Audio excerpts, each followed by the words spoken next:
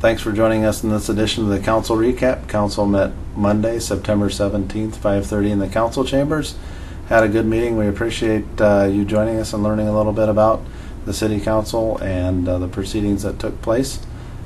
First item of business was a public hearing for Chauncey apartment buildings owned by the HRA. They asked City Council to refinance $4.7 million in outstanding debt for that property using our GO bond authority. That'll save the HRA about $900,000 and conclude the duration of the loan 2 years earlier than otherwise was necessary by 2029. The refinancing will take place January 1st of 2019. Council approved that item after the public hearing. Next one was approving our overall tax levy. Council approved an overall tax levy of $6.873 million. Significant increase this year with several cost drivers, comp and classification study, budgetary allowance for what those recommendations might be as we move that forward into 2019. Housing initiative at $200,000 for promotion of housing and trying to deal with the housing challenges that we see in the community, partnering with developers and trying to find some parcels and having it ready to go for potential housing development.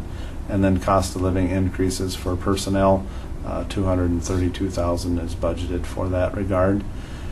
Council approved that and set the truth in taxation hearing for December 4th of 2018. We have to report to the county and state our preliminary budget numbers by September 30th. The tax levy can go down but can't increase past that point, and will serve as the basis of notifying residents of the proposed levy for 2019. And you'll get a letter in the mail on that if you're a property owner. We also amended the budget to allow for some use of contingency funds for some 2019 items, so that moves it from the 2019 budget and lowers the levy accordingly with 2018 contingency. Take care of the fire control system in Ruby Rupner at the Hormel Nature Center, and also purchase some election equipment so we can conduct our elections.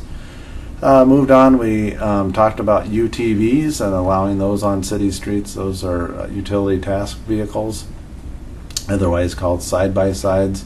Been interest from folks in the community to be able to drive those on city streets. Council outlined several conditions of having turn signals, headlights, and the like. Further clarified that. Some more discussion on that item took place, and they suggested that come back for the subsequent council meeting, so we'll make some changes and then bring that back forward at the next council meeting. If you have interest in that, either contact your local council member or let us know if you have any questions as well. We'd be happy to answer those, or the law enforcement office. We also approved amendment number 4 to the Turtle Creek floodplain project. We got a DNR grant, $1.2 million of additional grant funds. This is on top of $1.15 million of previous grant award. We matched that with some local option sales tax money for about a $4.7 million total project. I think to date we've spent roughly about $700,000 on that project. So that one will be moving forward in 2019. So we're excited about that. We'll need to work with getting easements in place from the adjoining property owners to make sure that levee berm can be accommodated and move forward and protect those residents in Turtle Creek floodplain project.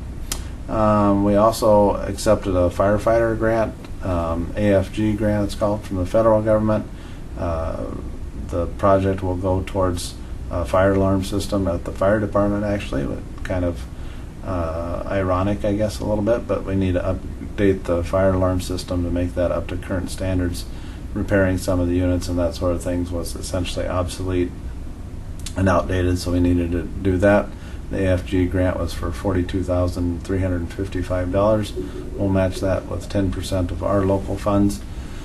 And then we also, council approved moving forward $14,000 of those savings to painting the ceiling in the apparatus bay and complete that project there within the fire department. We also approved replacement speakers and sound equipment at Riverside Arena. That was made possible through the generosity of the Hormel Foundation. The low bid was to Sports Technology, $47,834. So enhance the experience at the Riverside Arena. So that's kind of exciting. We also approved a special assessment hearing for a single property down by Woodson School area. We also declared a hazardous structure at 607 6th Avenue Southeast, which is a garage on that property.